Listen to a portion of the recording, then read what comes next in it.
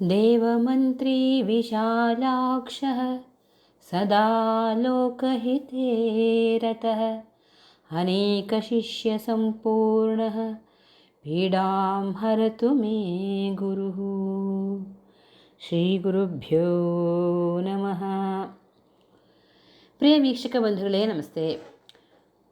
ನಿಮಗೆಲ್ಲರಿಗೂ ಗೊತ್ತಿರೋ ಹಾಗೆ ಗುರುಗ್ರಹರು ಮೇ 14ರಂದು ರಾತ್ರಿ 9:48 ವೃಷಭ ರಾಶಿಯಿಂದ ಮಿಥುನ ರಾಶಿಗೆ ಪ್ರವೇಶಿಸ್ತಾರೆ. ಇದರಿಂದ ಜಾಗತಿಕವಾಗಿ ಆಗತಕ್ಕಂತಹ ಕೆಲವು ಪರಿಣಾಮಗಳ ಕುರಿತು ಹಿಂದಿನ ವಿಡಿಯೋದಲ್ಲಿ ಹೇಳಲಾಗಿದೆ. ಅದಕ್ಕೆ ಇನ್ನೊಂದಿಷ್ಟು ಸೇರ್ಪಡೆ ಮಾಡೋದಾದರೆ, ಚಿನ್ನದ ಬೆಲೆಯಲ್ಲಿ ಇಳಿತ ಆಗ್ತಾನೆ ಇರುತ್ತೆ. ಸಾಂಕ್ರಾಮಿಕ ರೋಗಗಳು, ಯುದ್ಧ ಭೀತಿ, ರಕ್ತಪಾತ, ರಾಷ್ಟ್ರ ರಾಜಕಾರಣದಲ್ಲಿ ಮಹತ್ತರ ಬದಲಾವಣೆಗಳು ಉಂಟಾಗುತ್ತೆ.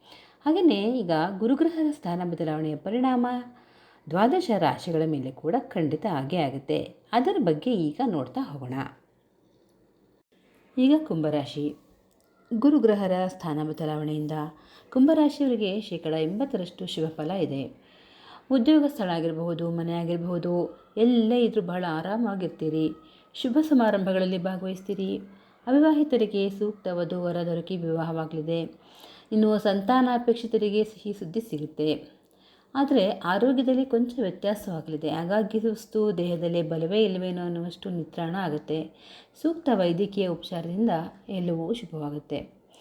ಒಂದು ವೇಳೆ ಸಂಕಷ್ಟಗಳಿದ್ದಲ್ಲಿ ಗುರುವಾರದಂದು ಕಡಲೆ ಹಿಟ್ಟಿನಿಂದ ಮಾಡಿದ ಸಿಹಿಯನ್ನು ಮಕ್ಕಳಿಗೆ, ಮುತ್ತೈದೆಯರಿಗೆ ಕೊಡಿ. ಶುಭವಾಗಲಿ.